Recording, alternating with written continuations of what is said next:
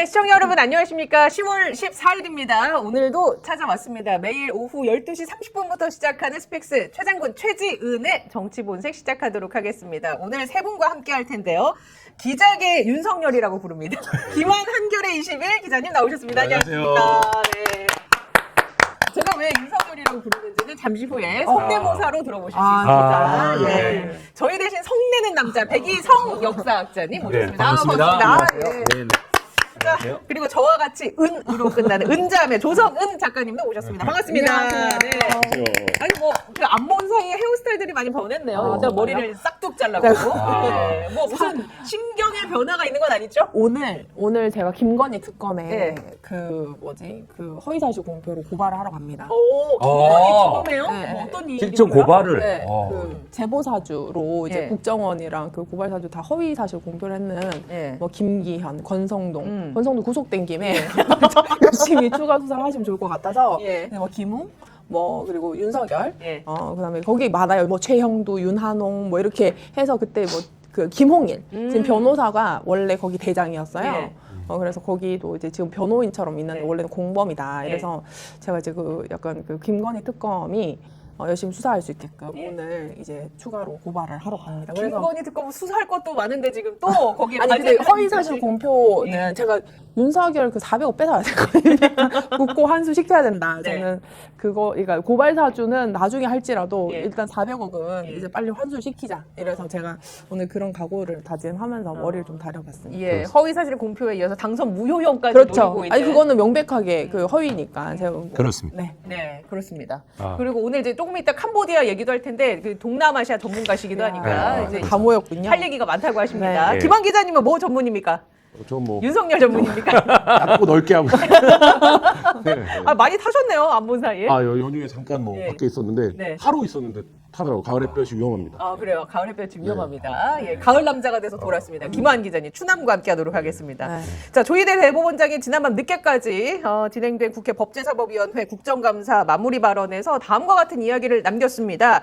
한덕수 비밀회동 의혹과 관련해서 해당 관련 사적 만남을 가진 적이 없다. 그리고 이재명 대통령의 공직선거법 위반 사건을 유죄 취지로 파기환송한 판결에도 문제가 없다라는 취지의 발언을 남겼는데요. 자 어제 그리고 오늘은 이제 국회 법사위 현장 감사가 있는데 어떻게 보셨습니까, 국감 법사위?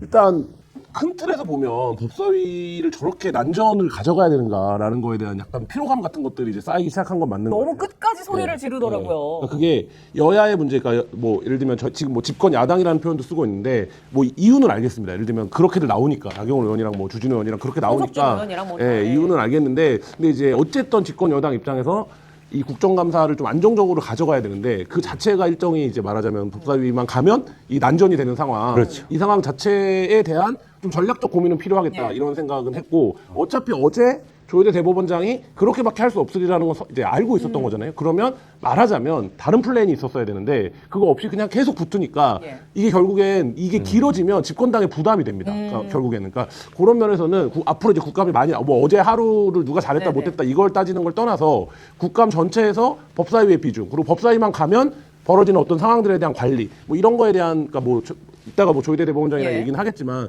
그런 생각은 좀 들었습니다.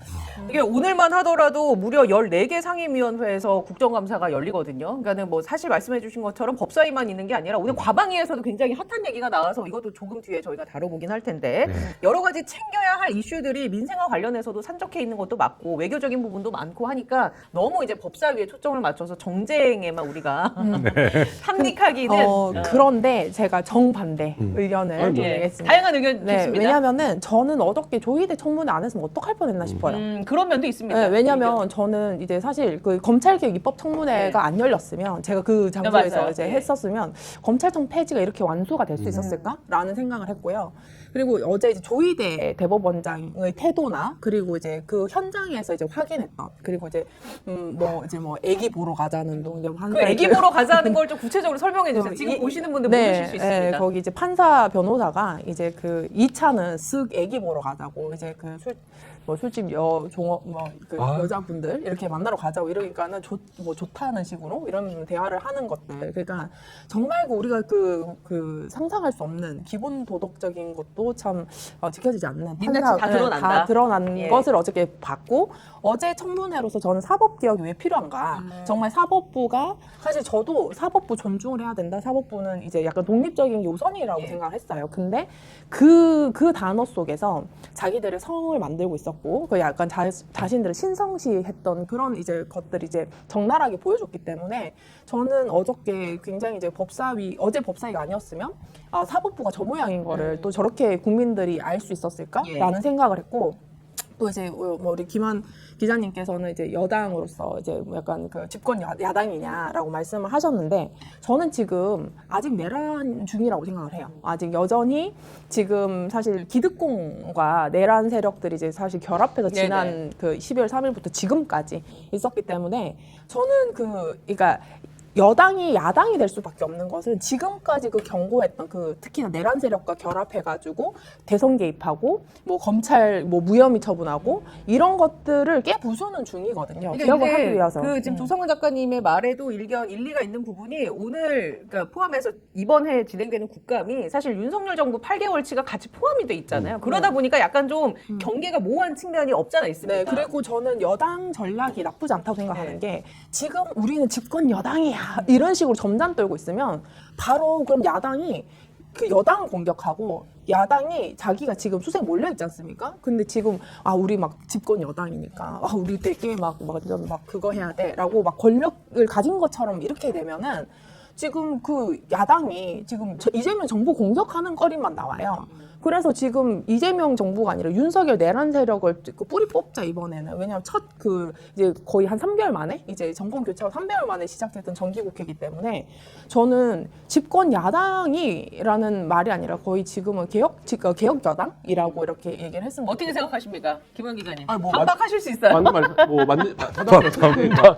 어떤 전술적 유연성은 있어야 돼요. 예를 들면 조희대가 어제 그렇게 나왔는데, 지금 이제 국민들이 조희대 나쁜 놈인 거 알겠어. 조희대 뭐 잘못했는지 알겠어. 야, 지기현 같은 애가 무슨 재판을 하냐? 이렇게 얘기를 해요. 근데 그러면 그 다음 어떻게 할 건데가 있어야 되는 거거든요. 그러니까 이게 이제 몫이에요. 근데 여기서 그러면 우리는 조희대는 탄핵하고 지기현은 엄중 수사를 촉구하겠어가 노선이면, 그걸 가고 제가 저희가 이제 기사로 썼습니다. 조희대 지기현 빼고도 사법개혁을 말할 수 있어야 되거든요. 근데 어제 조성원 작가님 말한 것처럼 어제 제주지방법원의 판사나 변호사가 그런 커넥션 속에서 재판을 하고 있다. 이런 거 충격적이잖아요. 그러니까 말하자면 이런 빌드업들이 이루어져야 되는데, 지금 국민들이 보면 그런, 말하자면 사법개혁을 왜 해야 되는지, 꼭 해야 되는 이유, 그다음 어떤 사법개혁을 할 건지, 이런 부분들에 대한 거가 되는 게 아니라, 또 오늘도 하루 조희대 갖고 여기는 이렇게 얘기하고 저기는 이렇게 듣다. 그게 그 공방 자체를 끌고 가는 게 말하자면 불필요하다는 거는 얘기가 아니라, 필요할 수 있죠. 조희대가 저렇게 버티고 있으니까. 이렇게 앉아 있는 거 보셨습니까? 입국 탓하고 있는 조희대. 그러니까 화가 나죠. 감정이. 근데 그럼에도 불구하고 예를 들면 어떻게 끌고 가겠다는 전략 전술은 있어야 되는데, 그러니까 제가 볼 때 불러다가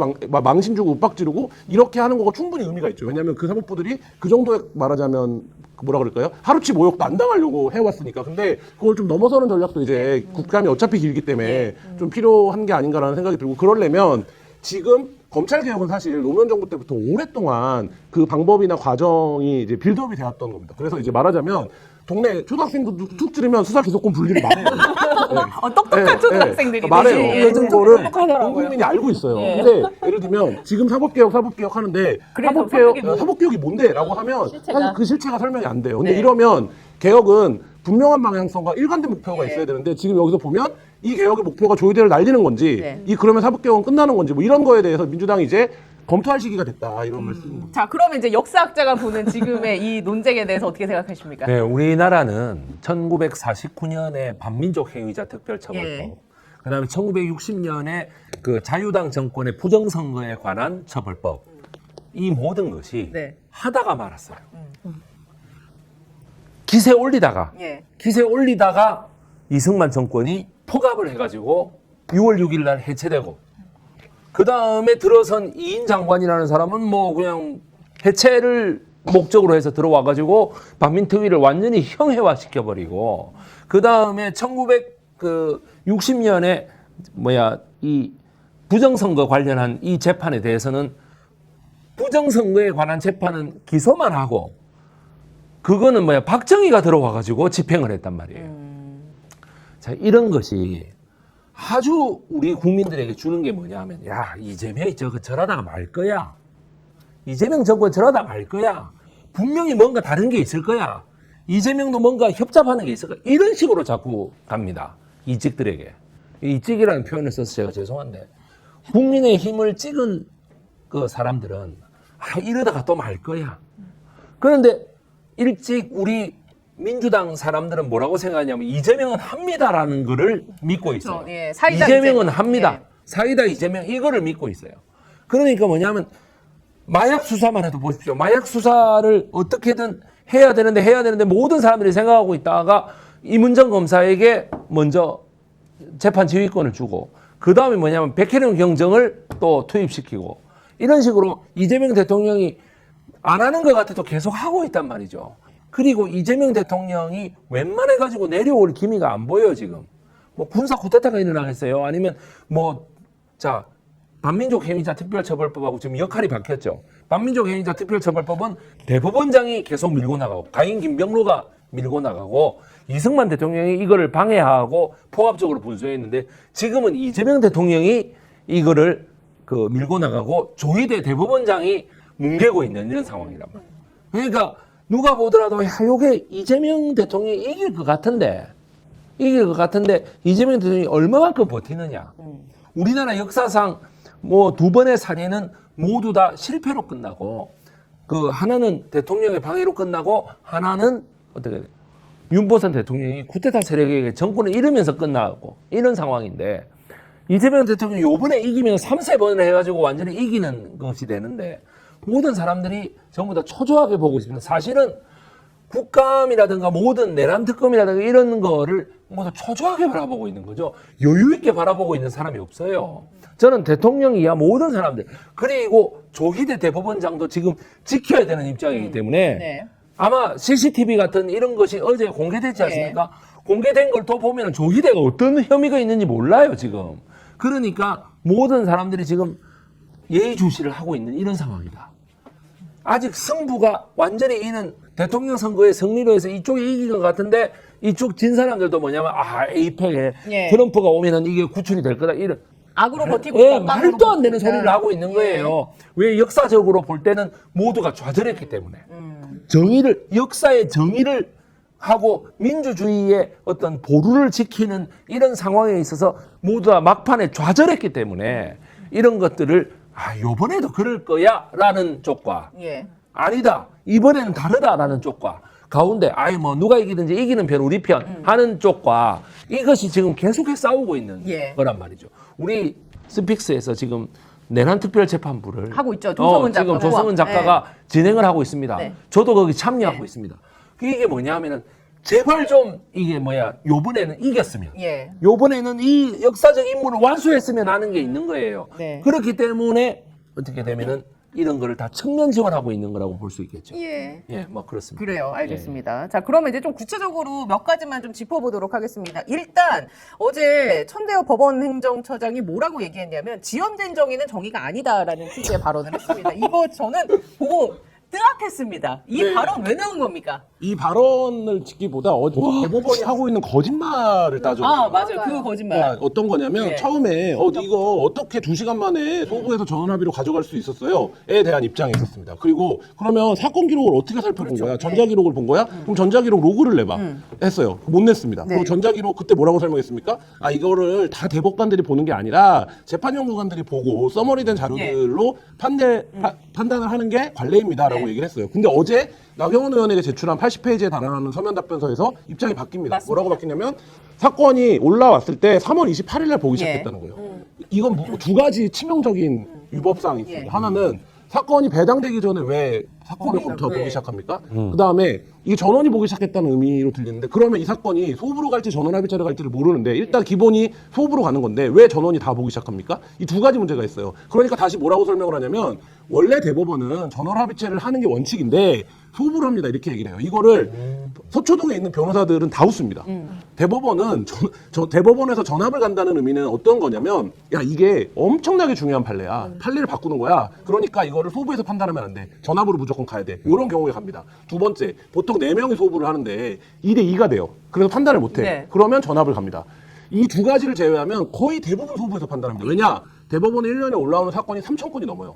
근데 이거를 다 전압을 가는 게 원칙이다? 이건 말이 안 되는 얘기인데 그러면 어제 어떤 게 되는 거냐면 어제 이 국감의 의미는 뭐냐면 대법원이 기관 대 기관으로서 예를 들면 자기네를 견제하고 균형의 원리 입만 열면 요새 뭐 균형의 원리 아닙니까? 이 균형의 원리를 작동시키는 기관인 국회에 거짓말을 했다는 거예요. 저는 이거를 반드시 짚어야 된다고 봅니다. 이거를 짚지 못한 상태에서 말하자면 근데 어제 막 공방 끝에 이게 그냥 흘러가 버렸어요. 예, 예를 들면. 별로 중요하게 안 다뤄진 것 같아서 네, 너무 대법원이 화가 지금 2달여 동안 이어진 이 공방 과정에서 이재명 사건 그 사건이 전원합의체로 가는 거 그 사건의 기록을 어떻게 검토했는지라고 하는 가장 핵심적인 두 가지 사항에서 입법부에 거짓말을 하고 있다. 최소한 한 번은 거짓말을 한 거 아닙니까? 그렇죠. 네, 그러니까 이 부분에 대해서 짚어야 되고 최종적인 답변 3월 28일부터 검토했다라고 하면 이건 절차상의 문제가 있다. 이거를 반드시 법사위 국감에서 지금 짚어야 되는 거고 이 부분에 대해서 대법원이 정확한 답변을 하기 전에 혹은 우리가 어떤 국면에서는 거짓말을 했다라는 걸 인정을 하지 않는다면 예. 그 이외에 대법원에서 뭐 예를 들면 천대엽 처장이라든지 누가 답변하는 건 다 지금 의미가 없는 상황이에요. 왜냐하면 이 거짓말을 토대로 지금 상황을 구성하는 거는 사실이 아니에요. 예. 일단 그 대법원이 보여준 행태 자체가 적법하지 않다. 절차상의 위법성이 굉장히 그 국민의 시선으로 봤을 때는 농후하다. 저도 보면서 어제 화가 났는데 그 지연된 정의는 정의가 아니야라는 천대엽 법원행정처장의 발언은 지금 얘기해 주신 걸 토대로 이제 생각을 해보면 대법관 다수 의견은 이게 이례적으로 빠른 판결이 필요했었다. 1, 2심 재판. 그 얘기를 한 거예요. 그게 거짓말이라는 거예요. 그러니까. 거짓말이에요. 그러니까 예를 들면 이렇게 추상적인 언어로 표현할 수 있는 게 아니라 구체적인 그 상황으로 넘어가는 거에서의 어떤 실무적인 위법 혹은 그 거짓말이 있는데 그 거짓말을 이게 빨리 판단을 해줘야지 우리가 되는 거였어요. 그래서 우리가 이거를 신속하게 빨리 한 거예요. 라고 얘기하는 거는 추상적인 언어로 굉장히 명료한 상황에 대한 거짓말을 하고 있는 거라는 예, 그렇습니다. 그리고 어제 이제 대법관들이 나와서 저는 정말 우리나라 대법관이 왜 저렇게 비겁해졌을까라는 부분에서는 차라리 우리 했다 이러면 좋을 건데 했다 왜 이러면은 차라리 또 그럴 만한 용기도 없는 거죠. 없고 비겁한 게 제일 저는 좀 짜증이 났고요. 그리고 계속 관례 탓을 했습니다. 그렇죠. 네. 관례다. 근데 지금 이제 언론 보도를 보면 대법원에서 35일 미만, 그러니까 상고 사건을 35일 미만으로 이제 심리를 해서 했던 것이 5년간 1,822건인데 여기에서 파기환송, 그러니까 무죄를 유죄로 바꾼 것은 이재명 대통령 한 건밖에 없다는 거예요. 그러니까 어디에 관례가 있냐는 거죠. 그래서 저는 그리고 이제 뭐 3월 28일, 3월 달부터 이제 네, 사건을 보기 봤다라고 시작했다. 하는데 네. 그것도 위법한 부분이 있다 하니까 또 4월 22일 날 맞아요. 네. 이렇게 돼서 이게 정말 그러니까 평소 때 거짓말을 잘 연습을 안 했는지 계속 말이 어긋나고 그 지점에서 그 또 이제 매의 눈으로 이제 법사위원들이 다 이제 또 찾아내고 기자님들이 또 찾아내니까는 그때마다 이제 이렇게 뭐라고 해야 될까 이렇게 그때 모면하려고 하는 그런 답변들이 계속 이어졌다. 어제는 가장 큰 것이 그 조희대 그 대법원장도 이렇게 그 당혹스러운 것, 그리고 나중에 이제 그 60일이라는 거리가 이제 대선 기간이라는 것은 사법, 입법, 행정이 모두 절제해서 국민들이 어쨌든 충분한 그러니까 심지어는 이재명 대통령 혹시나 유죄 추정이 있다라고 하더라도 그조차 이제 국민들이 알아서 판단해서 충분히 이제 선출을 할 수 있는 그런 것들을 보장하는 권리인데 그것조차도 이제 30일 그 사이에 바로 이렇게 하고 없는 관례를 억지로 만들어가지고 그러니까 다른 것 그러니까 뭐 누구죠? 이제 줄리 네. 1심은 3년 걸렸다는 거 그렇죠. 아니에요? 네. 근데 이제 이재명 대통령 재판은 굉장히 이제 신속하게 그 진행이 중대성이 얼마나 네. 차원이 다릅니까? 대선 그래서- 한복판에 들어온 거니까. 그러니까요. 그래서 저는 이날 제가 이 재판을 제가 생중계를 했어요. 여기 이제 스픽스에서. 저는 딱 전합 그 판결 읽자마자 저거 대선 개입이라고 제가 바로 얘기했었습니다. 네. 그 이제 어제 천대엽 법원행정처장이나 조희대 대법원의 그 마무리 발언 좀 살펴봤는데 이 부분도 한번 짚어보겠습니다. 지연된 정의는 정의가 아니다라고 얘기했는데 직위원회 정의는 정입니까? 그러면? 같은 아니 최진수 대법원 윤리감사관이 어제 장경태 의원의 질의에 그리고 또 김용민 의원의 질의에 이런 취지의 응답을 했습니다. 직위원이 간 곳이 어떤 곳이냐 그랬더니 유흥주점은 아니고 단란주점으로 파악이 됐다. 여성 접객원을 뒀는지에 따라 라면서 이렇게 말끝을 좀 흐리기도 했고요. 저녁 식사를 한 뒤 동석했던 이모 변호사가 그냥 헤어지기 섭섭하니까 2차로 술 한 잔이라도 하러 가자라고 해서 갔다고 한다. 이러면서 이제 직위원의 진술을 그냥 계속 읊어주는 데서 그쳤습니다. 네. 어제 이제 직위원 관련된 발언은 어떻게 보셨습니까? 그건 뻔뻔한 거죠. 예. 솔직히 추미애 그 법사위원장께서 이 윤리감사실의 실장한테 아니 지금 당신이 직위원을 감싸자는 거냐, 회피하자는 거냐, 그렇죠. 면죄부를 주는 거냐라고 말하니까 어떻든가요? 아니 제가 그러고 나서 천대엽이라는 그 김학의에게 무죄를 내린 그 판사가 얘기하는 게 나는 너무 꼴보기 싫은 거야. 완전히 공무원이라고 하는 나 공무원 이런 완전히 무슨 공무원의 무슨 그 배틀을 보는 것 같았어요. 콘테스트 이런 거 예. 있잖아요. 그러니까 나는 공무원이다 이런 거. 예, 그래가지고 공무원은 항상 영혼 없는 공무원. 예, 법과 원칙에 의거해서 이렇게 그 서류대로만 말해야 된다 이런 이상한 이거는 마치 말이죠.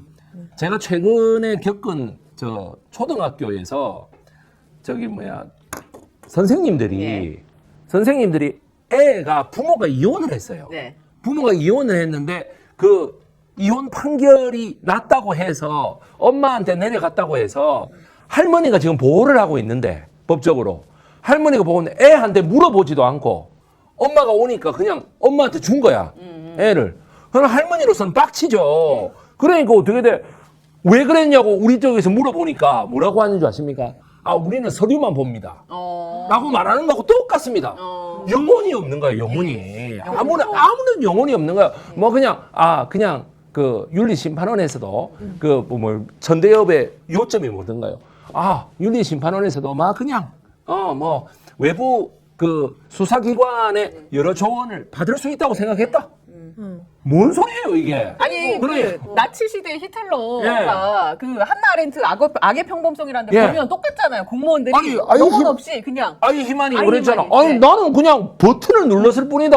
그거랑 똑같습니다. 나는 총으로 쏘거나 칼로 베지 않고 버튼을 눌렀는데 그 사람들이 죽었다 그냥.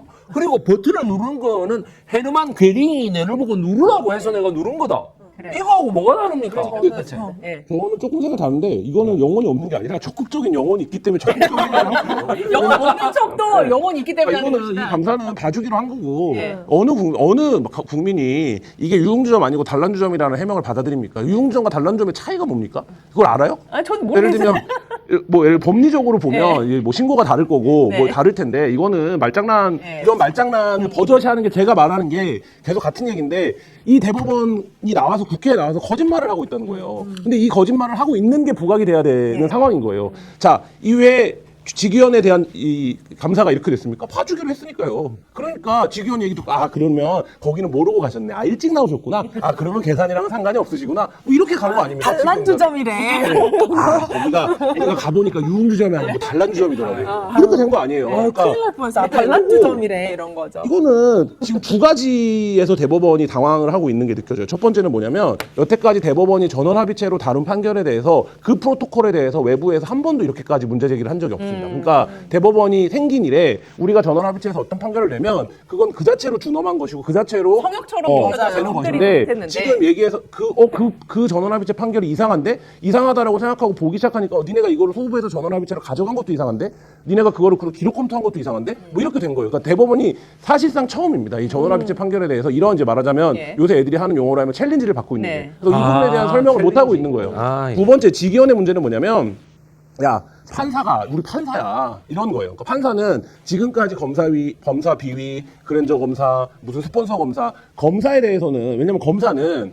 민원인들과의 접촉이 많고 이렇기 때문에 수도 많고 판사에 비하면. 그렇기 때문에 검사와 관련된 어떤 이제 말하자면 비리 문제에는 여러 차례 언론에 네네. 노출이 됐고 응당 사람들이 대중문화나 이런 데서도 검사는 좀 그래라고 하는데 판사는 지금까지 그런 이미지가 아니라는 그렇죠. 그리고 판사는 그런 부분에 있어서 거의 노출된 적이 없습니다. 아주 일탈적인 행위를 제외하면 예. 특정 판사에. 근데 지금 이 판사 직위원의 문제는 어떤 겁니까? 야 판사들도 민원인 만나서 접대도 받고 뭐 이들의 표현에 따르면 단란주점도 가고 뭐 이런 거가 노출되는 상황인 거예요. 네. 그러니까 이게 이 감사는 뭐냐면 판사라고 하는 집단 전체의 어떤 그 이미지를 지키기 위해서 직위원이 이뻐서가 아니라 이걸 살려주기로 작정을 하고 감사를 하지 않으면 어떻게 이런 감사 결과가 나옵니까? 몇 개월 동안 이걸 쳐다보고 있는데 그러면 이거는 이 직위원의 감사를 이렇게 되도록 지시하고 실행한 사람들에 대해서 그렇죠. 수사가 필요한 사안이에요. 맞습니다. 아니 어제에서 추미애 의원도 지적하지 않았습니까? 그리고 이제 그 감사 담당했던 윤리감사관 최진수가 이런 취지의 발언 지금 말씀해주신 대로 하니까 공수처의 수사 결과를 좀 기다려보겠다. 약간 이런 취지로 또 얘기를 덧붙이지 않습니까? 그랬더니 이제 추미애 의원이 그 국가의 소중한 세금을 왜 그런 식으로 낭비하게 하느냐 이렇게 또 질타를 하게 했거든요. 그리고 저는 어제 그 감사관 예. 실에서 나왔던 얘기가 계속 반복했던 게 진술이 일치하더라라는 거예요. 증언과 진술이 일치하더라. 그러니까 저도 형사 재판 받아봤지만 택도 증거 인멸하면서도 그 자기들끼리 기분 나쁘면은 안 들어줘요. 근데 판사 직위원이 이렇게 했는 거 맞대, 맞지 없는 거야. 이런 식으로 하고 그리고 계속 이제 그 술집을 찾으러 다니고 예. 온 언론 그리고 뭐 법사위원들 이런 식으로 막 찾으러 다니니까 이게 더 이상 은폐를 할 수는 없는 거예요. 그러니까는 기껏해야 나온 것이 유흥주점은 아니고 단란주점이었다라는 그런 것. 예전에는 뭐 술도 아니고 뭐 삼겹살 집이었다면서요. 계속 반복적인 이제 거짓말을 하는데 저는 이제 그런 점에서 국민들이 어제 그 날 것 그대로 봐서 전 너무 다행이었어요. 있는 그대로 볼 수 있는? 포장되지 않고, 그러니까 우리 거친 것을 조금 좀 세련되게 할 수 없겠느냐 했던 우리 김한 기자님도 이렇게 했는데 지금은 너무 개판이라서 지금 이게 뭐 오히려 얼마나 개판인지 그냥 국민들한테 그대로 보여주는 게 최고의 전략이지 네. 않을까라는 생각도 들었습니다. 그 오늘 오전에 나온 그 근데 김건희- 한 가지만 또 덧붙이면 말씀하세요. 왜 이런 감사를 낼 수 있냐? 인사권을 법원이 갖고 있기 때문에. 맞습니다. 예를 들면 검사들은 그러면 왜 스폰서 검사 나오고 그랜저 검사 나왔을 때 검사장이 옷도 벗고 뭣도 하냐? 검사들의 인사권은 그럼에도 불구하고 행정부의 통제를 받습니다. 네. 그렇기 때문에 어떤 상황이 되면 정치적 결단을 할 수 있어요. 뭐 예를 들면 총장도 바꿀 수 있고 법원은 못 해요. 이 인사를 다 누가 하느냐? 대법원장이랑 법원행정처장이 하는 겁니다. 그렇기 때문에 이 법원은 성역화되어 있는 게 뭐냐면 성역화되어 있는 거고 이 인사권에 대한 개편, 그다음에 권한 뭐 이런 것들을 논의하는 게 사법개혁이에요. 그러니까 저는 뭐 말씀하신 것처럼 뭐 그런 날것의 상황, 지금 법원의 상황을 드러냈으면 이제 그 단계로 나아가야 된다. 그 스텝이 있어야 된다. 네. 뭐 이런 말씀. 오늘 김한 기자 폼이 좋네요. 완전. 좋다. 저 오랜만에. 소름. 네. 윤석열 뭐 성대모사 한번 해주세요. 인터넷 한번 해주세요. 뭐 판사들이라고 술을 안 먹냐? 오늘 열일하고 계시는 김한 기자님. 이거 클립으로 꼭 나왔으면 좋겠습니다. 예. 제가 말씀드렸는데 지연된 것은 정의가 아니다. 지연된 정의는 정의가 아니다. 그게 김건희 때문에 나온 말 아닙니까? 숙명여대에서 예. 석사학위 논문을 몇 년이 지나도 맞아요. 안 그거 해주니까. 어렵지도 않습니다. 아니 문시현이라는 총장 후보가 지연된 정의는 정의가 아니다라고 주장하면서 이 말이 유행이 된 거거든요. 예. 그런데 문시현 총장은 당선되고 나서는 또 지연을 시켰잖아요. 그런데 이거를 또다시 천대엽 법원행정처장이 말도 안 되는 경우에다 갖다 붙인 거예요. 지연된 정의는 정의가 아니기 때문에. 아니 제가 지금 성대묘사를 하는 게 정확할 거예요. 지연된 정의는 정의가 아니기 때문에. 혀가 짧아가지고. 예. 아니 약간 턱을 더 내리셔. 그래가지고 아니 내가 뭐 성대묘사를 하는 건 아니니까. 그래 내가 하는 소리가 어떻게 이렇게 집권층들은 무슨 좋은 거 갖고 있으면 이 앞뒤를 생각하지 않고 그냥 갖다 붙이는가 제가 생각할 때 왜 기득권 갈아탈 때는 그렇게 안 할 거면서 결국에는 그런 것처럼 갖다 붙이는가 제가 참 아이고 그러니까 자기 딴에는 오늘 국회 가가지고 뭔가 답변을 해야 되는데 예. 뭔가 그럴듯한 걸 한번 찾아봐 밑에 대법원 연구관들이 말 그대로 연구관들이 갖다 줬겠죠. 그러면 어떻게 돼? 이거 괜찮다. 그냥 아마 오늘 이슈가 되고 나서 문시현 총장이라는 그 사람을 찾아보고 나서 이럴 거예요. 내가 똑바로 찾으라 그랬지. 아마 또 그럴 거예요. 그러고 있을 것이다. 예. 예. 분명합니다. 제가 봤을 때. 저는 그 마지막으로 조금 한마디 진짜 덧붙이고 싶은 게 그 권위는 존경이 따라야 돼요. 그리고 모든 사람들이 그 권위를 그 존중을 받으려면 그렇죠. 존경을 받을 행위를 해야 됩니다. 그리고 그 존경을 받을 수 있는 거는 스스로 부끄러움을 알아야 돼요. 근데 저는 지금 그 윤석열 때부터 뭐 검사 수뇌부, 그러니까 사실 지금까지 이제 폐지까지 왔던 이 사단이 검사들이 자기들이 그러니까 무슨 뭐 트루먼 쇼 하는 것 같죠. 보는 사람을 막 쪽팔려요. 너무 부끄럽고. 근데 자기는 안 부끄럽고 당당한 거예요. 그것들이 이제 누적이 돼서 쟤네들 도대체 안 되겠다 없애버려. 이게 이제 국민들의 여론이 됐는데 사법부가 이제는 그 날 것을 이제 보여줬는데도 불구하고 이제 이 검사는 이렇게 해가지고 막 이게 막 약간 굉장히 공격적이었지 않습니까? 근데 어제는 거의 나무 조각들 다 앉혀놓는 느낌으로 어쩔 건데, 그러니까 내가 우리 사법부인데 이런 건데 거기에서 제가 생각하는 거, 내가 참 사법부를 존중해야 된다, 존경해야 된다. 제가 당생활 할 때도 그런 워딩 굉장히 많이 썼거든요. 저 사람들이 존경받을 수 없겠구나. 그거 이렇게 자기들이 잃은 거는 그 존경을 잃는다는 거, 모든 걸 잃는다는 걸 좀 알고 계셨으면 좋겠어요. 예. 네.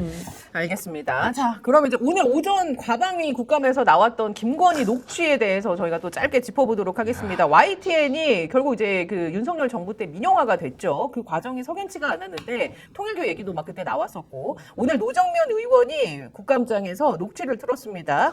YTN이 2021년 12월경에 김건희 아까 말씀하셨듯이 그 네. 허위 이력 있죠. 그것과 관련된 보도를 했는데 그 이후로 복수심에 불타서 엄마야. 이제 기자들에게 하는 그 발언이 날것으로 공개가 됐는데요. 저희가 영상을 준비했으니까 짧게 보고 다시 이야기를 야. 나눠보겠습니다. 다시 한번 사실 말씀을 드립니다. 저도 진짜 나도 복수를 해도 안 되겠네. 저 때 이미 복수를 다짐을 했고 권력을 쥐고 실행했다고 볼 수밖에 없습니다. 지금 이제 짧은 워딩 한마디만 저희가 준비를 했는데 이 앞에 어떤 얘기가 나오냐면요.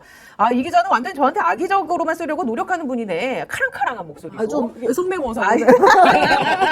오늘 인생이 있었어야 되는데. 나한테 지금 협박하는 거예요. 내가 공무원이니까 공인입니까? 그런데 내가 그런 것까지 검증 받아야 해요? 아니 그러면 기자님은 잘못 기지 않을 것 같아? 이러면서 이제 막 따져놓는 이 녹취가 날것 그대로 공개가 너무 이렇게. 오늘 임세훈 소장이 있었어요. 그래요. 예. 임세훈 소장이 있었으면 완벽하게.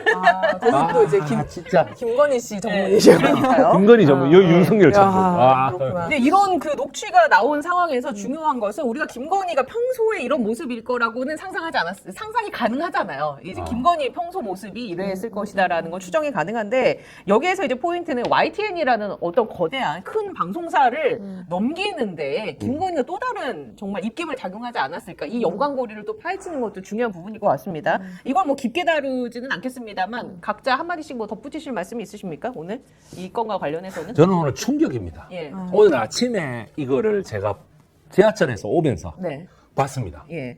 이게 진짜인가? 아니 YTN 기자가 어떻게 녹화를 했지? 이걸 몰래 카메라로 숨겨서 녹화했다는 거 아니에요. 그러니까 김건희 씨가 평소에는 그렇게 목 늘어난 면티를 맨날 입고 있는가 봐. 최재형 목사 그때 백 줄 때도 목티 그거 그대로 입고 있더라고요. 그래가지고 내가 이 사람이 평소에 뭐 영부인으로서의 품격 이런 거는 전혀 없나 봐. 아니 그리고 왜 기자를 만나서 이렇게 얘기를 합니까? 기자를 만나가지고 보통 보면은 기자한테 이렇게 화낼 정도면 아예 안 만나지 않습니까? 김한 기자 어떻습니까? 이런 식의 그 진짜. 반응을 접해본 적 있습니까? 기자 생활하면서? 저런 사람들도 있죠. 저런 사람들이 영부인까지 되진 않죠. 핵심을 찔러서. 정말 예. 핵심을 찔렀어요. 예. 근데 7시간 녹취를 들어봐도 네. 처음에 김건희는 거의 그냥 뭐라 그럴까요? 즉자적으로 얘기를 하고 날 것 그대로 반응하고 딴소리하고 가래친 얘기하다가 거 무속 얘기하고 그다음에 여자친구 있냐고 물어보고 이런 수준의 대화예요. 그러니까 예를 들면 그러니까 뭐라 그럴까요? 그러니까 전혀 뭐 말하자면 공적인 역할을 담당할 만한 어떤 그 준비와 이게 없는 상태에서 하는 거고 지금 이것도 한 번이라도 내가 어쩌면 대통령 영부인이 될 수도 있는데 내가 허위 기록을 기재했으면 국민들이 화가 날 수 있겠구나. 이게 예를 들면 굉장히 중차대한 사회적인 누가 될 수 있겠구나. 이 생각을 한 번만 한다고 하면 기자하고 통화를 할 때 저런 태도가 안 나오죠. 근데 김건희는 뭡니까? 나를 중심으로 나 바깥에 있는 사람들이 다 나를 공격하거나 아니면 나를 도와주거나 둘 중에 하나밖에 없는 거 아닙니까? 그러니까 이 반응에서 정확하게 나오잖아요. 얘 나를 공격하려고 하네. 그리고 말꼬리 잡 뭐 얘기하는데 그 말을 하더라고요. 말꼬리 잡지 마. 이게 전형적으로 이게 굉장히 뭐랄까요? 미성숙한 인격을 이제 드러내는 수준의 대화인데 거의 모든 대화들이 사실 다 그러니까요. 저렇죠. 아니 그리고 그 복수라는 표현을 일반인들이 잘 안 쓰지 않습니까? 근데 복수를 아, 해야 한다. 복수. 근데- 아, 역시. 근데 그 김건희 한 건데요. 옛날에 그 많은 것들 하면 뭐 검찰과 경찰이 알아서 예. 그 처리해 준다는 식으로 보복을 해줄 것이다 당연하게 이런 얘기도 했었고. 근데 저는 이제 이 김건희 씨 캐릭터는 원래 뭐 김건희 했다고 생각하는데 YTN이 급했구나 이거를 드디어 풀기 시작했구나라는 생각을 했어요. 왜냐면은 사실 그 정권 초반까지도 YTN 굉장히 조금 맞아요. 약간 좀 네. 이런 거 예. 있었는데 근데 이제 약간 그 이제 내란 재판이 진행되고 내란 세력들 실체가 이제 여러 가지 드러나고 이제 뭐 또 CCTV도 이제 공개되고 뭐 이런 예. 여러 가지 이제 과정들이 오다 보니까 포기하고 여기 있습니다 낸 건지 그 약간 저 이거 내놨으니까 저 입장 바꿀 겁니다라는 건지 포석을 깔아두는 네, 건지. 포석을 깔아두는 건지 그래서 저는 저것이 왜 지금 거의 4년 동안 안 나왔던 거잖아요. 그리고 사실 탄핵 과정에서도 충분히 나올 수 있었는데 예. 지금 나왔다는 거는 이제 노종면 의원이 저걸 지금까지 들고 있지는 않았을 것 같은데 이제 그 우리 YTN도 YTN도 YTN만의 입장이 마음을 좀 바꿨구나 바뀌었나 이런 생각이 좀 듭니다. 우리 스픽스를 저 정경환 대표와 함께 세웠던 노종면. 예 한번 출연하셨었죠. 한번 출연하셔야 됩니다. 예, 이거. 뭐 조만간 뭐 진짜. 국감 끝나면 많이 네. 뭐 모셔보도록 하겠습니다. YTN 메인 앵커였던 노종면. 자, 그럼 이제 좀 주제를 바꿔서 다음 주제로 넘어가 보도록 하겠습니다. 어제 CCTV 혹시 보셨습니까? 계엄 당일 대통령실 모습을 찍은 CCTV가 공개가 됐습니다. 저도 어제 이거 보고 경악을 금치 못했습니다. 말 그대로 화도 많이 났고요. 한덕수 전 총리 계엄 문건 본 적이 없었다고 얘기를 했었죠. 수차례. 그런데 서로 이상민 전 행안부 장관과 문건도 보여주고 대화도 나눴습니다. 최상목 장관은 어땠습니까? 최상목 장관, 경제부총리. 네네. 예, 최상목 부총리의 그 거짓말 발언도 어제 CCTV에서 다 드러났습니다. 닦았습니다. 예. 거기에 또 이상민 전 행안부 장관은 말미에 웃는 얼굴로 한덕수 총리랑 이야기를 나누는 모습이 공개가 됐습니다. 재판에서 CCTV 영상이 한 32시간짜리 분량이었는데 이게 좀 압축된 버전이 어제 나왔는데 어떻게들 보셨습니까? 이 CCTV? 김한 기자님 어떻게 보셨어요? 왜 안 지웠을까요? 나 이 생각이 들더라고요. 왜 안 네, 지웠을까? 그러니까 이게 계엄 이후에 어떤 다른 상황이 올 거라는 생각을 안 했나? 못 했나? CCTV까지는 생각 못 하지 않았어요? 뭐 비화폰 서버를 삭제하고 뭐 이런 거는 하여튼 했을 그런 수 있는데. 그런 생각이 네. 첫 번째로 들었고 두 번째는 저 영상이 한덕수 구속영장 실질심사 때도 제출이 됐을 텐데 왜 한덕수는 구속이 안 된 것인가? 그렇죠. 예, 이 부분이 그게 제일 제일 의문스러운 부분이고 또 그 과정에서 한덕수가 뭐이 영상을 틀어주고 판사가 물어보는데 구체적인 답변을 하지 못하고 저는 어쨌든 큰 틀에서 비상계엄을 몰랐고 그 다음에 뭐 국가 경제나 신인도에 예. 악영향을 미칠 거라고 반대했고. 했다 이런 얘기만 하는 거잖아요. 근데 이제 이게 그런 면에서 놓고 보면 우리가 그 3년 가까이 이제 그 사람들이 어쨌든 정부를 해온 거 아닙니까? 이 진짜 대단하다 이런. 그러니까 이거 뭐 말로 설명할 수 없는 거의 충격과 스릴러 당황 영화 같아요. 이 있는 거죠. 저는 한덕수 전 총리의 그 기각도 기각이고 혐의가 그 내란 주요 임무 종사자로 돼야 되지 않나? 방조 혐의가. 그러니까 저는 그 지점에서 굳이 그거를 기술적으로 지금 따지자면 특검의 법리 적용이 잘못됐다라고 얘기할 수밖에 없는 증거인 거잖아요. 그러니까 예를 들면 이런 거죠. 이상민이나 박성재는 실제 자기 그 실행 조직을 갖고 있기 때문에 구체적으로 비상계엄을 선포한 이후에 한 행위들이 입증이 가능해요. 예를 들면 단전 단수, 뭐 교정 인원을 늘려라, 뭐 출국금지 어쩌고저쩌고 있는 거잖아요. 근데 지금 단임제 정권에서 국무총리는 사실 좀 모호하잖아요. 예를 들면 국무위원을 지휘하는 거 외에 실행 조직을 갖고 있지 않아요. 그러니까 특검이 그렇게 봤던 것 같아요. 근데 제가 이 방송에서도 얘기를 했었지만 그때 국무회의에 참석한 11명을 패키지로 봤어야 돼요. 그쵸. 그래서 내란을 점점의 일으킨 조직이 아니라 내란을 큰 일으킨 그림으로. 범죄 집단으로 봤었어야 돼요. 이 범죄 집단으로 놓고 보면 이 범죄 집단에 대한 지휘권은 누가 갖고 있었던 겁니까? 한덕수가 갖고 있었던 거예요. 근데 그게 아니라 이 개별 행위들 형사법 적용하듯이 개별 행위별로 다 떼어서 보니까 예. 이상민은 엄청나게 많은 역할을 했겠죠. 근데 결국에 걸리는 게 하나 뭡니까? 단전 단수를 지시했네. 그러니까 계엄에 적극 가담했네. 지금 박성민도 계엄하고 안가회동하고 숫하게 많은 박성재 숫하게 많은 사람들과 통화를 하고 했겠죠. 근데 지금 딱 세 가지를 걸고 있는 거거든요. 자기 합수부에 검사 파견 요청, 했냐? 교정본부 인력 확인, 출국금지. 출국금지. 자기 이제 말하자면 업무 범위 안에서 이제 했던 지시들 뭐 이렇게 보고 있는 건데, 그러니까 저는 이 법리 적용이 처음부터 너무 소극적이었기 때문에 이런 결정적인 눈으로 보면 온 국민들이 열불천불 나는 증거들이 있음에도 불구하고 한덕수가 불구속 상태에서 재판을 받고 있는 네. 이 상황이 초래됐다. 그러니까 그 범단으로 봐야 되는데 네. 이게 그래서 일각에서는 김앤장의 힘이라고 하더라고요. 한덕수 총리가 기각이 되고. 김현장과 태평양이 매가락했다는 네, 얘기들을 그러니까요. 하죠. 예. 근데 이제 제가 그 경찰이 복구한 CCTV입니다. 저 포렌식을 한 거고요. 저 CCTV는 제가 생각할 때는 그렇습니다. 이제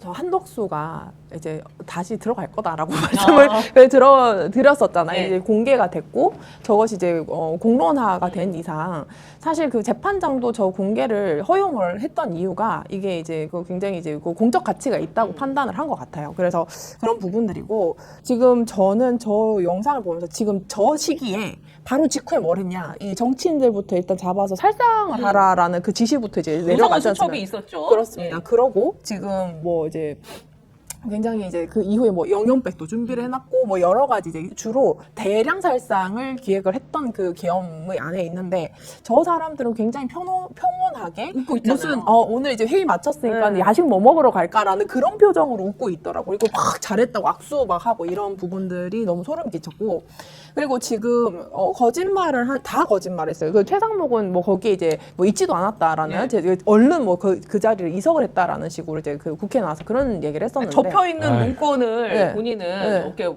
전달을 받았는데 네. 나중에 가서 보니까 네. 그게 뭐 비상조치 네, 관련 뭐, 사항이 네, 아니었나 네. 추측을 한다 이런 취지의 뭐 발언. 그런 식으로 했고 그리고 뭐 바로 이석을 했다라는 취지로도 얘기를 한 것 같은데 그것도 이제 막 약간 따지듯이 얘기를 했지만 어쨌든 그것도 이제 거짓말이었고 그리고 저기에서 저 부분에서 그 김태효 씨가 있다라는 그 이제 그 네티즌들이 예. 이렇게 나오는데 머리 이렇게 김태효가? 올리고 이렇게 등치랑 이런 것들 보면은 그 100%저 사람 김태효 아닌가?라는 사람이 있는데 김태효는 그때 술 먹는다고 예. 비상계엄 회의 맞아요. 참석 안 했다고 했었거든요. 예. 그래서 이렇게 나오면서 근데 거의 그 실루엣이 거의 김태효 로 추정된다. 추정된다라고 이렇게 있어서 계엄에 관련되는 사람들은 전부 이제 그동안은 국회에 나와서 반성하는 척하면서 어느 정도 진술할 때 어느 정도의 진실은 있겠지 사실은 있겠지라고 사람들이 그래도 좀 믿었잖아요. 아까 이상한 기자님 말씀하셨듯이 그래도 그 사람들이 3년을 이제 어쨌든 국정 운영을 했던 사람들이니까 근데 지금 보면은 모든 것이 거짓말이었다고 생각을 하고 다시 오히려 예. 초기 수사를 해야 되지 않는가 네. 그런 생각이 들었어요. 판사가 어제 물은 게 크게 세 가지예요. 첫 번째는 계엄 때 당신이 총리였는데 군 투입될 때 뭐 했어? 군 투입에 대해서 의견이 뭐였어요? 근데 한덕수가 그거에 대해서 정확한 대답을 하지 못했습니다. 자기는 그냥 국무회의를 했다 이렇게 얘기를 했어요. 그러니까 왜냐면 한덕수는 이런 거잖아요. 나는 계엄 반대했어요. 근데 어쩔 수 없었어. 이런 거잖아요. 그럼 좋아. 그럼 너 군 투입할 때 의견이 뭐였어요? 한덕수 정확한 대답을 못했고 그다음 또 하나는 뭐냐면 저 CCTV를 두고 한 얘기는 뭐냐면 이 CCTV를 보면 네가 국무위원들을 독려하는 것 같은데? 이런 거예요. 그러니까 너는 아무것도 안 했다고 하지만 너는 이 계엄에 절차적 정당성을 만들기 위해서 막 손가락 4개 펴보이고 뭐 국무위원 독려하는 것 같은데 예. 그 부분에서도 한덕수가 제대로 대답을 하지 못했어요. 그리고 한덕수가 궁극적으로 판사가 물은 건 뭐냐면 너는 그러면 계엄을 반대했으면 계엄을 말렸어야 되지 않아? 근데 대통령 떠나갈 때도 너 아무것도 안 하고 전화하고 손짓하고 쳐다보고 웃고 그러던데? 이거거든요. 그러니까 한덕수가 지금까지 거의 단출한 몇 문장으로 버텨온 거예요. 나는 계엄에 찬성하지 않았고 나는 어쩔 수 없었고 나는 적극적으로 역할을 한 게 없고 이거예요. 그러면 그 적극적인 역할을 어제 판사가 뒤집어서 뭐라고 물어본 거냐면 네가 계엄에 적극적인 역할을 하지 않으려고 했으면 군 투입할 때 네가 뭐라 그랬어? 군 투입하자고 했을 때 뭐 이런 거예요. 근데 한덕수는 거기에 대해서는 답을 못하고 어제 공개된 CCTV 영상은 한덕수가 한 행위에 대해서 전혀 다른 맞습니다. 얘기를 하고 있는 거예요. 예, 그러니까요. 그래서 한덕수가 별 할 말이 없었겠죠. CCTV가 딱 그 확보가 되어 있는 상태였으니까. 한덕수도 예. 나쁜 사람이고 최상목이는 더 나쁜 사람이고 아까 얘기해서 하셨잖아요. 범죄 정말 집단으로 봐야 된다고. 하는 저 김한 기자님 개성이 말씀에 아니라. 제가 예. 1000% 동의합니다. 그리고 범죄 카르텔로 봐야 된다. 네. 그리고 이제 왜 CCTV 안 줬지? 이렇게 얘기를 하셨는데 저 사람들은 그때 군인으로 정치인들 죽이고 나면 절대 실패할 수 없다고 본인들이 실패하지 않는다고 생각을 했던 것 같고요. 근데 이제 그 계엄 이후 실패한 이후에도 네. 증거 인멸을 한 정황들은 있었는데 저거는 일단 지워지지 않은 걸로 지금 아니 지워졌는데 포렌식으로 포렌식에서 복구를 한 거예요. 근데 이제 우리나라 제가 이제 포렌식 전문가예요. 왜냐하면 제가 모든 수사기관 공수처, 대검찰청 포렌식센터, 뭐 중앙지검 포렌식센터, 뭐 서울청 포렌식센터 다 가봤어요. 네. 다 가봐서 했는데 엄청난 블랙박스에 이렇게 있는 기계도 있고, 그래서 포렌식 기술 뛰어납니다. 그래서 사실 그 고발 가줄 때도 이거 절대 디가우징 해가지고 안 살아날 줄 알았는데 다 그 복구를 이야기는 했어요. 네. 앞으로 살아날 CCTV도 꽤 있을 수 있다. 그래서 뭐 제가 어떤 디지털 예, 자료들이. 그래서 저번에도 제가 이 금요일 날 예. 우리 그 앵커 은자매 방송에서 무조건 박성재 구속된다. 오늘 어떻게 될 거였어요? 구속된다? 된다. 예. 된다라고. 네, 된다. 왜냐면 된다. 그래서 노스트라다무스가 제가 제가 순서를 틀린 적이 없어요. 근데 그 박성재 장관은 지금 막 계엄 때 이제 만류를 해서 이제 아직 그 이석하기 전에 그렇죠. 숫자 맞춰야 된다. 왜냐하면 이제 절차적 정당성을 그러니까 확보하기 법무부 위해서. 장관이었지 예, 않습니까? 그렇죠. 그래서 이 사람이 얼마나 그걸 했고, 근데 오늘 이분이 이제 그 자기가 되게 이제 불리하거나 막 당혹하면 이러고 서 있더라고, 이렇게. 이렇게 있어요. 아, 박성재. 무표정하게. 무표정하게 막 이래가지고 자기가 막 짜증낼 때도 이러고 짜증내고 이러시던데 오늘 들어올 때 그 모습을 보니까 가겠구나. 아, 가겠구나. 어떻게 김한 기자님 전망 어떻게 하십니까? 구속이죠. 구속된다. 구속된다. 네, 구속. 예. 박성재 아니, 구속보다 중요한 거는 지금 시간이 얼마 남지 않은 상태에서 박성재 구속 굉장히 중요한 예. 문제점입니다. 왜냐하면 맞아요. 그러니까 말하자면 윤석열 정권의 성격을 검찰 정권이라고 네. 규정을 한다면 칼날이. 네, 그 칼날이 그러면 박성재 이후에 예를 들면 김주현, 이완규, 심우정 맞아요. 이런 이제 경로들을 펼치는 데서 굉장히 중요한 분기점이고 이게 지금 보면 이 특검 전체의 성패를 가를 수도 있어요. 맞습니다. 저도 이제 이 박성재 구속은 가장 눈여겨봐야 할 인사의 구속 중에 하나가 아닐까 싶어요. 그리고 제가 정말 강조를 하고 싶은 것은 예. 박성재 구속이 굉장히 중요하다고 또 저도 이제 정말 100% 이제 동감을 하는 게 박성재의 이것이 검사들 이제 합수단에 있는 검사들을 갖다 계엄에 이제 투입을 하려고 했던 그런 지시, 네. 그다음에 뭐 3,600명 한결의 단독이 맞아요. 3,600명 정도 수용을 이런 것들 구체적 지시를 하고 이런 부분들이 있고, 그래서 그 결국은 문건이 지워졌다가 하는 그 과정을 통해서 증거인멸 우려가 더 이제 있었죠. 예. 그리고 어떤 부분이냐면 이렇게 되면 지금까지는 검찰이 그냥 이제 무슨 수사나 이런 것들을 잘못해가지고 뭐 검찰 수사권 보안권 이런 걸로 이제 그 막 약간 이제 뭐 아웅다웅 하듯이 싸웠는데, 지금 박성재 이 장관 구속되고 나서부터는 이제 검찰은요 국가기관 중에서 계엄에 직접 가담한 국가기관이 되는 거예요. 심우정도 마찬가지고. 예. 그렇기 때문에 저는 왜 특히나 이 부분이 되게 중요한 게 그 심우정이 12월 6일 밤에 갑자기 이제 그 특수본을 만들려고 지시를 합니다. 그래가지고 그 특수본을 만들고 특수본 만들자마자 갑자기 김용현이 뛰어가가지고 자백을 하고 거기서 예. 보호를 해요. 그러고 나서는 사실 그 특수본에서 그 윤석열 탈옥시키는 것도 사실 뭐 저항을 했다고 하지만 결국은 항고 안 하고, 결국은 이게 특검이 출범하기 전에 저는 굉장히 부실 기소를 해서 지금 직위원 재판부의 사태도 발생했다. 그래서 저는 내란이 개입된 수사기관에서 파견해가지고 여기에서 이제 그 만들어진 특수본이 수사해서 기소했던 이 사건 자체에서 저는 아예 그냥 내란 특검으로 다 이첩을 시키고, 저는 이 부분은 굉장히 정당성 결여가 있잖아요. 그래서 저는 이런 부분들 이제 심우정 그다음에 그 범죄 수뇌부, 그러니까 그 검찰 수뇌부들, 그래서 저는 여기서 좀 더 이제 문제가 더 뭐냐면, 지금 당시에 대검 부장들이 지금 이재명 정부 초반에 그 다 법무차관하고 지금 대검 차장을 요직 하고 가 있다. 있어요. 네, 요직 가 있어요. 그래서 저는 이거 이제는 대통령이 이제 외면할 수 없는 게, 저는 사실 이걸로 2월부터 얘기를 했었거든요. 그 시간별로. 그래서 지금 이 사람들 경질 안 하면 내란 특검이 이재명 정부의 대검차장이나 법무부 차관은 어떻게 제대로 수사를 합니까, 각 잡고. 그래서 저는 내란 특검 수사를 위해서라도 예. 대통령과 봉국수석, 정성호 장관은 이 사람들 뭐 경질을 해야 됩니다. 인사권을 좀 발동할 필요가 있다. 자기들이 명예를 올려면 스스로 사퇴하고 내란 특검 수사를 받고 나중에 이제 전혀 문제가 없는 것을 소명을 하고 다시 돌아오든지 해야지, 지금 오늘 박성재 구속은 검찰이 내란에 개입됐던 국가기관이 되는 거예요. 그래서 이 부분은 정말 뭐 검찰 개혁에도 굉장히 중요한 맞습니다. 기로가 네. 되지 않을까 생각합니다. 약간 무협지적으로 보면요. 전 시간상 예를 들면 김주현, 이완규, 심우정을 다 갈 수 있을까 이런 생각은 들거든요. 실무적으로. 근데 박성재가 그러면 이제 구속이 돼요. 가만 앉아서 생각을 할 거 아니에요. 내가 그러면 다 뒤집어 쓰는 게 되는데. 근데 지금 내란특검법에 무슨 조항이 있습니까?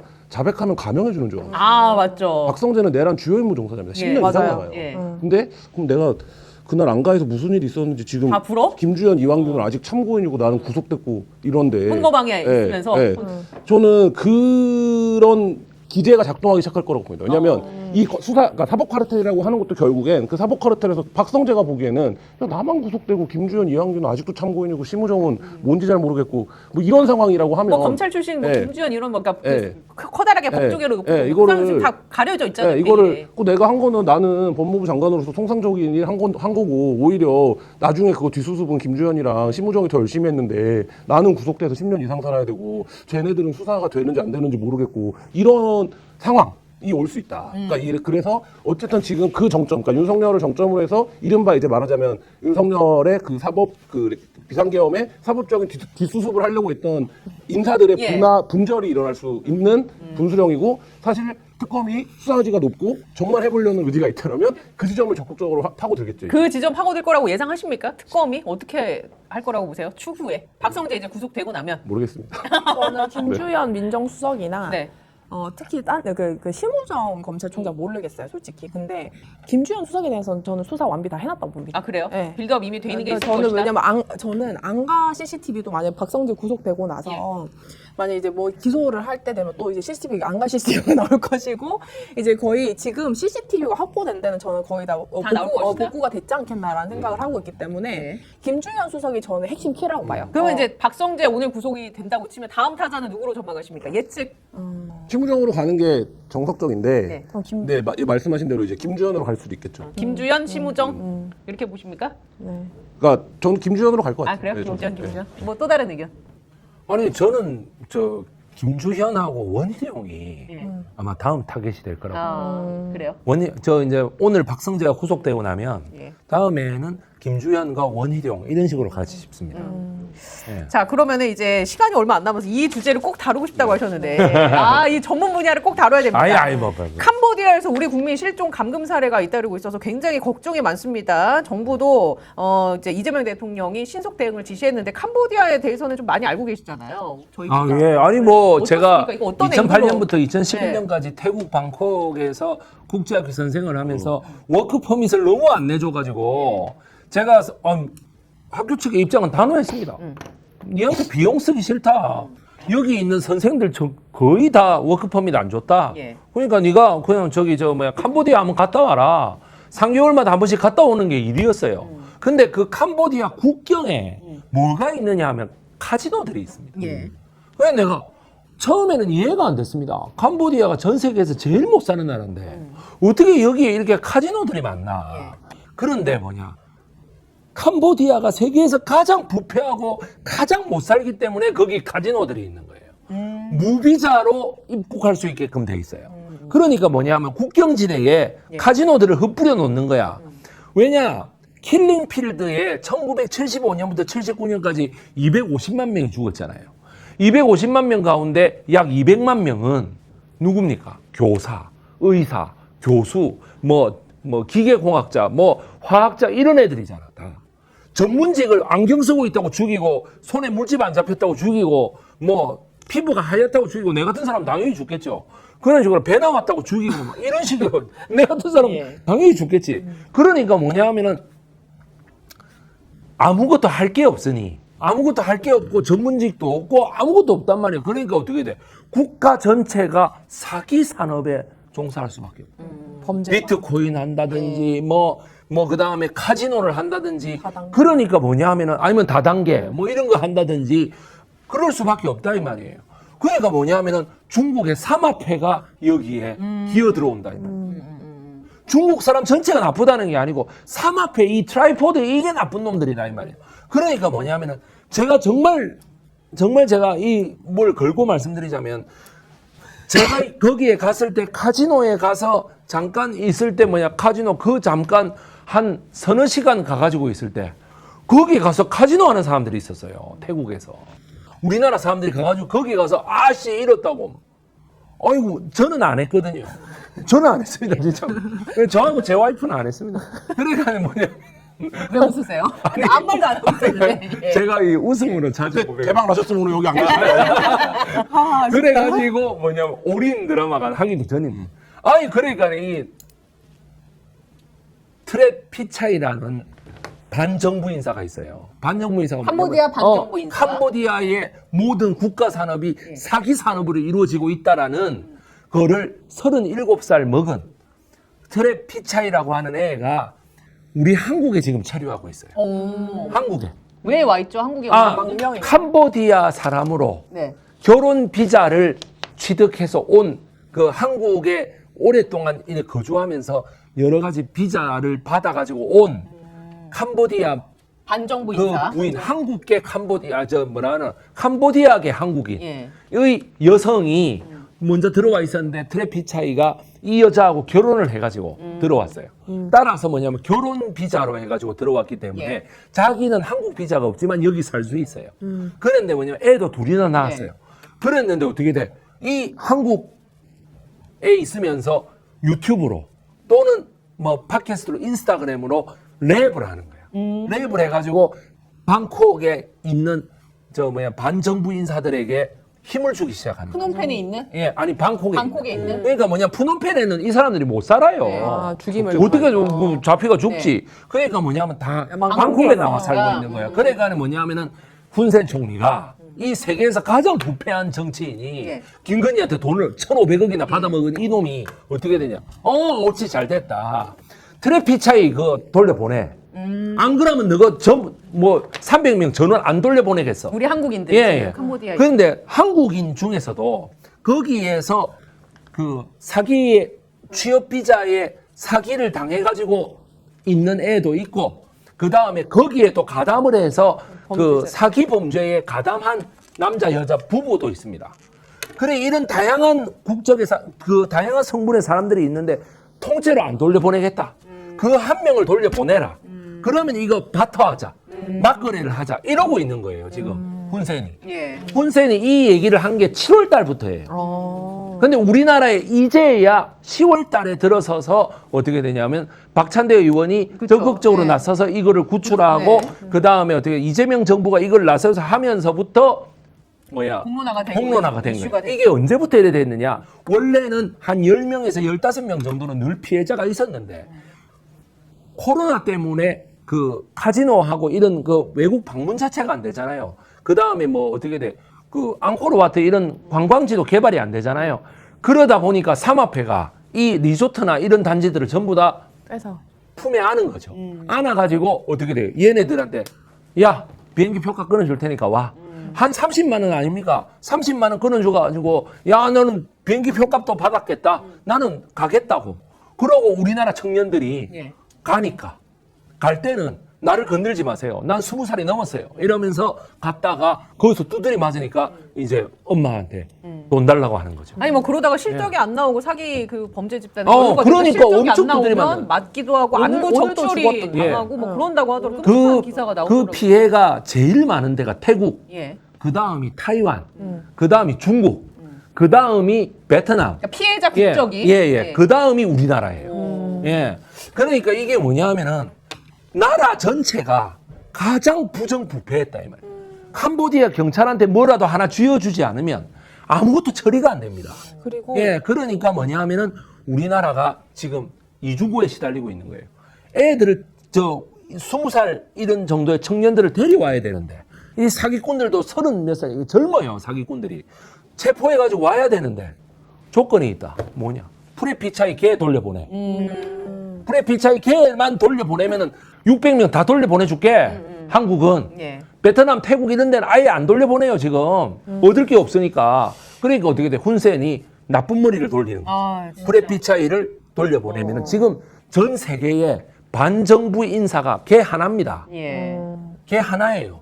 그러니까 뭐냐? 야, 너는 600명 돌려달라며. 우리는 그 한 명만 돌려달라고. 그러면 우리가 600명 돌려줄게. 이재명 대통령은 절대 돌려주지 않습니다. 왜냐, 우리나라에 캄보디아하고 그 협정을 맺을 때 뭐 어떻게 했느냐 하면은 국제적인 협정하고 같이 맺거든요.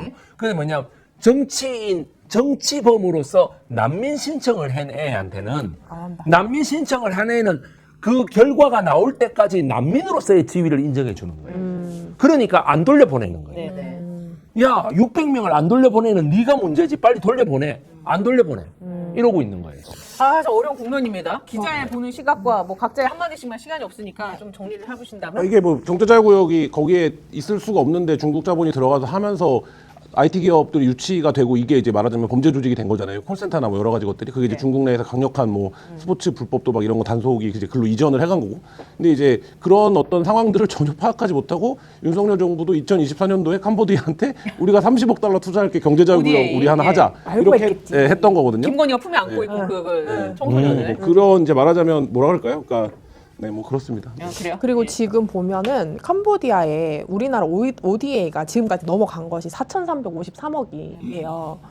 근데 지금 이렇게 이제 그 정말 그 빈국으로서 이제 우리가 이제 지원을 해주는 굉장히 선량한 지원 아닙니까? 그럼 이 돈이 부패한 정권뿐만 아니라 범죄에 맞지도 않고 이런 돈들은 받아가면서 상대 국가의 어떤 그 안전이나 최소한의 이제 네네. 보호 조치도 취하지 않는다. 그러게요. 이런 부분들은 저는 뭐 이렇게 국가적으로 뭐한 구상권을 겁니까? 구상권을 네. 좀 청구를 할 수 있는 방안 좀 찾아봐야 될 것 같고 그리고 지금도 농업 ODA가 285억이 갔대요. 근데 지금 이 농업 ODA를 받은 쪽에서 지금 이 범죄 관련해 가지고 전혀 수사 협조를 안 하고 있답니다. 그래서 그러니까. 이런 것들도 전부 지원을 끊고 그다음에 저는 국제적으로 그러니까 사기꾼들이든 다단계든 이렇게 뭐 그 처벌을 하더라도 데리고 와서 처벌해야 될 거 아닙니까? 그래서 제가 생각할 때는 어쨌든 이것에 대해서는 조금 더 강력한 왜냐하면 지금 미국도 조지아주 사태에서 대한민국이 전세기 보내서 국민들을 다 데리고 오는 모습에서 아 국격이 굉장히 올라갔구나 국권이 되게 이제 올라갔구나를 느꼈듯이 예. 저런 그 사실 지금 동남아 그러니까 캄보디아에서 사망자 수가 거의 탑5 안에 드는 게 우리나라는 거는 타겟인 거거든요. 그래서 이런 범죄는 사실 우리나라 여권 파워라고 있지 않습니까? 안전하게. 근데 지금 캄보디아는 특히나 여기 같은 경우는 ODA부터 시작해가지고 전부 끊고 그 다음에 이제 뭐 그 사실상 그 교류까지 끝낸 예. 정도로 단호한 외교적으로? 네. 조치가 취해져야 되지 않겠나 싶습니다. 알겠습니다. 자, 세 분과 이야기 나눠보다 보니까 시간이 훌쩍 지나서 얼른 제가 보내드리기 전에 광고 말씀을 후루룩 남겨드리도록 하겠습니다. 최대 128만 원의 혜택 놓치지 마시기 바랍니다. 인터넷 TV 신규 가입했을 때 48만 원, 휴대폰 구입했을 때 최대 50만 원, 정수기 렌탈했을 때는 최대 30만 원입니다. 인터넷 가입과 동시에 알뜰폰 또는 휴대폰 새로 장만 없이요. 현재 쓰고 계신 휴대전화, 통신사만 변경하시면 최대 30만 원 혜택 받으실 수가 있습니다. 인터넷 성능은 거기서 거기거든요. 혜택만 잘 비교해 보세요. 비교원 23년 동안 60만 명 누적 가입자 달성했고요. 983억 원 누적 현금 사은품 지급했고 개인정보 보안도 철저해서 한 건의 보안 사고도 없었습니다. 8억 이상의 보증보험 가입해서 한 분도 억울한 일이 없도록 준비한 비교원입니다. 인터넷 휴대폰 정수기 비교는 비교원에서 해주세요. 자세한 내용은 1670-2571번을 통해서 상담을 받으시거나 네이버에 비교원 검색하시면 되겠습니다. 스픽스 보고 전화했다고 하시면 비밀 혜택 더 드릴 테니까 문의 많이 해주시고요. 그리고 자동차 보험입니다. 스픽스와 더 착한 보험 파트너스가 애청자분들 위해서 자신 있게 준비했습니다. 자동차 보험과 운전자 보험 최저가, 최적의 상품으로 안내를 해드리고 있습니다. 자동차 보험 비교가 필요한 거는 다들 알고 계시죠? 지금 가입한 회사가 제일 저렴한지 최적인지 자동차 보험도 점검해 보시기 바랍니다. 그리고 운전자 보험도 같이 많이 가입하셨을 텐데 가입했으니까 문제없다? 아닙니다. 갈수록 강화되고 매번 바뀌는 제도, 법, 여러분의 운전자 보험 제대로 준비되어 있는지 체크해 보시고요. 없는 분들 그리고 이미 가입되어 있는 분들 상관없으니까 전화 주시기 바랍니다. 31개 손해보험사의 자동차 보험, 운전자 보험을 비교 분석해서 안내를 해드리겠습니다. 더 착한 자동차 비교 견적 스픽스 운전자 플랜 자신 있게 준비했으니까요. 1644-1226번으로 바로 연락 주시기 바랍니다. 그리고 뮤지컬 안내도 해드리죠. 나의 대통령, 대한민국 제15대 대통령 김대중 대통령의 파란만장한 인생을 무대 위에서 재조명했습니다. 영상 설명란에 있는 스픽스 공동구매 특별 할인 링크에 들어가셔서 인증번호 2025 입력하시면 특별 할인된 가격으로 뮤지컬 감상하실 수가 있습니다. 10월 26일까지 공연이니까 많은 관심 부탁드리고요. 그리고 매일 깔고 자는 이불이나 패드 아무거나 쓸 수 없죠? 스픽스에서 특별한 이불 겸용 패드를 준비를 했습니다. 1+1 구성이 단돈 59,900원, 심지어 홈쇼핑보다도 만 원 더 저렴하다고 하는데요. 바로 국내산 순면으로 대한민국에서 제조한 이불 겸용 패드입니다. 저렴한 폴리에스테르 제품과는 비교할 수 없는 아니 왜 그러세요? 옆에서 계속 웃고 있었어요. 부드러움과 통기성을 자랑합니다. 국내산 목과 100% 순면으로 만들어져서 땀 흡수가 잘 되고 통풍이 뛰어나 사계절 내내 쾌적하게 사용하실 수 있습니다. 침대 패드, 다용 테이블, 소파 커버 이렇게 다양한 용도로 활용 가능하니까요. 여러분 실용적입니다. 앞뒤 양면 모두 사용할 수 있어서 실용적이니까 검색해서 비교해 보시기 바랍니다. 기나게 광고를 보내주세요. 저는 진짜 저 프롬프터 진짜 잘해주신다 생각했는데 끝도 없이 끝도 끝도 없는 대단. 광고를 끝내고 세 분과 인사드리겠습니다. 아, 여러분 감사했습니다. 고맙습니다. 네, 고맙습니다. 감사합니다.